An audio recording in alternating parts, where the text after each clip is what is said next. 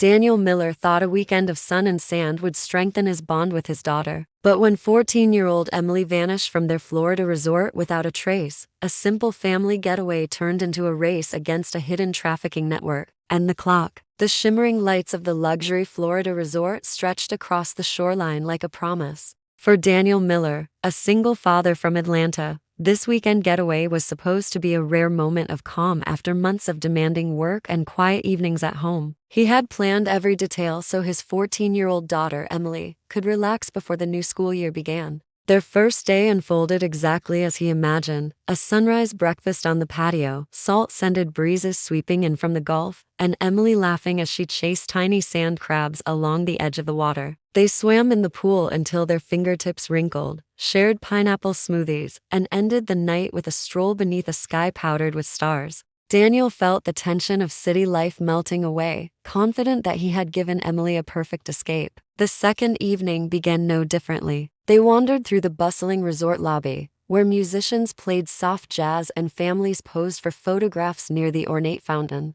Emily asked for a snack and darted toward the beachfront snack bar, a short walk from their suite. Daniel watched her go, expecting to follow in a few minutes. When he arrived, the bar was nearly empty, its lanterns flickering in the warm coastal wind, but Emily was nowhere in sight. At first, he assumed she had wandered back to their room, maybe distracted by a souvenir shop or a cluster of arcade games. He checked the suite and found the balcony door cracked open, the curtains drifting in the breeze. Emily's phone lay on the nightstand, its screen dark. Her flip-flops, still damp from the pool, were placed neatly beside the sliding door. Minutes stretched into an uneasy hour. The background music of the resort began to feel oddly distant, the laughter of other guests muffled by the rush of Daniel's heartbeat. He alerted hotel staff, who responded with polite urgency, assuring him that teenagers sometimes lost track of time. Security officers swept the pool deck and game rooms, radios buzzing as they coordinated the search. When a guard returned to report that the surveillance feed from a key hallway had inexplicably failed just after sunset, a cold weight settled in Daniel's stomach. The cheerful glow of the resort lights no longer felt welcoming. A damp wind rolled in from the sea, carrying with it a sense that something deliberate, something far darker than a child's wandering, had begun to unfold. Local authorities arrived within the hour, their flashing lights casting harsh red and blue reflections across the palm-lined driveway of the resort. Officers moved swiftly through the property, while Daniel remained in the lobby, his thoughts racing faster than the questions he struggled to answer. Detectives entered Emily's room and carefully documented every detail. Her belongings were undisturbed, a half-finished paperback novel on the nightstand, a travel-size bottle of sunscreen still damp from the pool, and the untouched bag of souvenirs they had purchased earlier that afternoon. Nothing suggested that she had planned to leave on her own. The discovery of her phone, fully charged and silent, only deepened the mystery.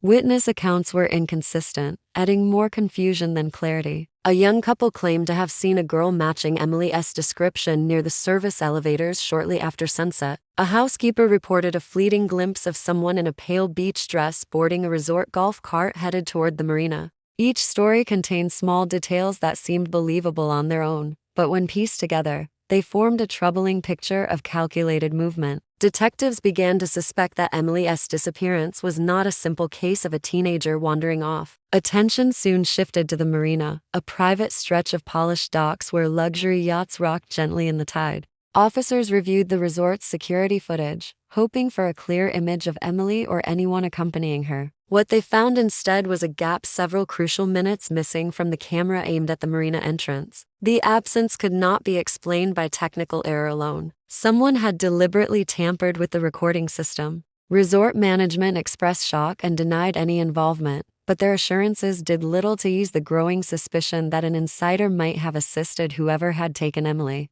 As investigators widened their search, rumors began to swirl among the guests. Families whispered about organized traffickers who targeted vacation destinations, exploiting moments of relaxation to strike. The idea spread quickly, fueled by the unexplained camera outage and the silence of the night. Detectives canvassed the surrounding area, questioning boat owners and staff members, but every promising lead dissolved into dead ends. Daniel followed every update with a numb, sinking feeling. The once luxurious resort now felt like a maze filled with hidden corridors and unseen threats, and the cheerful vacationers around him seemed unaware that something dangerous had slipped through the heart of their idyllic escape. Days blurred together as the search widened beyond the manicured grounds of the resort. Detectives followed every tip, no matter how faint, driving along endless stretches of coastal highway while volunteers posted Emily's photo on gas station windows and marina bulletin boards. The first real break came when a highway maintenance worker discovered a silver charm bracelet wedged beneath a wooden bench at a rest stop nearly 40 miles inland.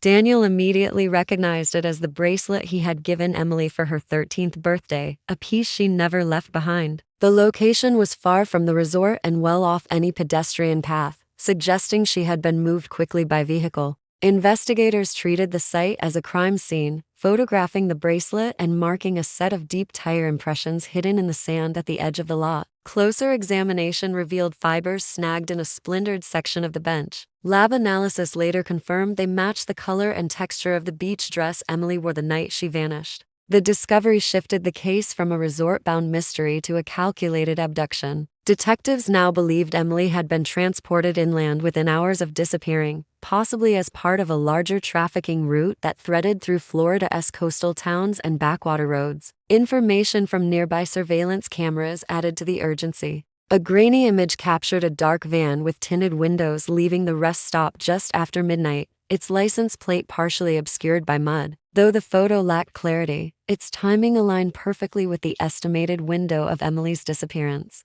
Investigators traced similar vans reported in neighboring counties and began to identify a pattern of transient rentals booked under false identities. As the investigation deepened, connections emerged between Emily's case and a string of recent disappearances involving other teens in vacation hotspots along the Gulf Coast. Each incident shared unnerving similarities: security camera malfunctions, missing personal items planted in misleading locations, and employees who abruptly quit their jobs. Shortly after the incidents, detectives began to suspect that someone familiar with resort operations was providing critical information to a criminal network. The theory of an inside accomplice gained strength when they learned that two resort employees, both with access to security systems, had resigned unexpectedly in the weeks before Emily's arrival. The realization that trusted insiders might have orchestrated her abduction gave the investigation a new and ominous focus, intensifying the race to locate her before the trail grew cold. The investigation shifted into overdrive as the task force began dissecting every financial record, security log, and marina schedule linked to the resort. Detectives discovered a trail of suspicious transactions tied to a network of shell companies renting luxury boats under layers of false identities. One vessel in particular, a sleek white yacht registered to an alias, had quietly docked at the resort marina on the night Emily disappeared. Paperwork showed the boat was signed out for a late-night trip and returned before sunrise, leaving behind no official record of passengers. When forensic teams examined the craft, they found faint traces of sunscreen on the railings and a single blonde hair caught in the folds of a seat cushion. DNA testing later confirmed a strong match to Emily, turning the yacht into the investigation's most critical piece of evidence. Attention then turned to the individual who had chartered the vessel. The name used on the rental documents led nowhere, but cross-referencing banking data uncovered a hidden connection to a man already under federal watch for smuggling operations along the Gulf. Surveillance teams tracked his known associates and discovered ties to a network that specialized in moving people and contraband through secluded waterways. This revelation pushed the case into federal jurisdiction, adding the resources of the Coast Guard and Homeland Security officials to the search. Yet the most unsettling discovery came from within the resort itself. Financial audits revealed that a former security supervisor, who had abruptly resigned 2 weeks earlier, had received large deposits from the same shell companies tied to the yacht. Investigators concluded he had intimate knowledge of the property, as blind spots and the codes required to disable camera systems. The mysterious gap in the marina's surveillance footage now had a clear explanation. As agents pieced together the timeline, it became evident that the abduction was not an opportunistic crime but a coordinated operation executed with precision. The ex-supervisor's access provided the traffickers with a blueprint: when to strike, which cameras to disable, and how to move their target unnoticed from the crowded resort to the waiting boat. Public pressure mounted as national media broadcast the revelations, transforming the once celebrated resort into the center of a high-profile criminal investigation. Guests canceled reservations, reporters camped outside the gates, and the management, under intense scrutiny, reluctantly surrendered complete access to all security data. What began as a family vacation had evolved into a multi-state hunt for a trafficking ring, and for the first time since Emily's disappearance, authorities believed they were closing in on the people responsible.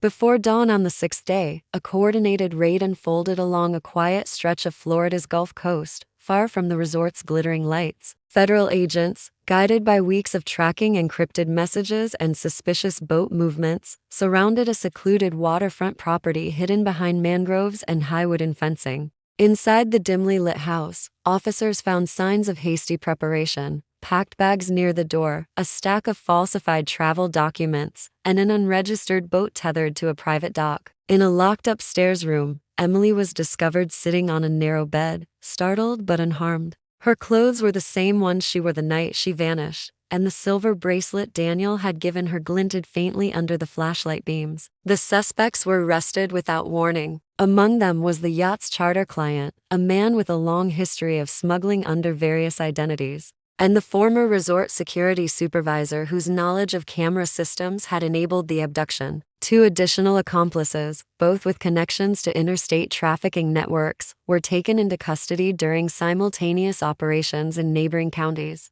Authorities later revealed that the group had planned to move Emily out of state within hours, using a chain of private marinas and rented vehicles to avoid detection. News of Emily's rescue spread rapidly. Daniel was flown to the secure location where agents had taken his daughter, and their reunion, though private, became the emotional centerpiece of a national story. Medical teams confirmed that Emily had been physically unharmed, though she remained quiet and visibly shaken. Investigators emphasized how close they had come to losing her trail. A single missed clue or delayed warrant might have allowed the traffickers to disappear into a network that spanned multiple states and extended beyond U.S. borders. The aftermath sent shockwaves through the tourism industry. The resort, once marketed as a haven of luxury and safety, faced intense public backlash and immediate legal scrutiny. State officials implemented sweeping reforms, mandating stricter background checks for employees with access to surveillance systems and requiring marinas to maintain tamper-proof cameras. National lawmakers cited the case while pushing for stronger anti-trafficking measures and tighter monitoring of shell companies used to conceal illicit activity. For Daniel and Emily, the ordeal left lasting scars, but it also sparked a determination to help other families. They quietly supported advocacy groups focused on preventing child exploitation and improving resort security standards. The story of a father's relentless search and a daughter's narrow escape became both a warning and a call to action, proving how danger can lurk behind even the most polished facade and how vigilance and swift investigation can turn the tide before it is too late.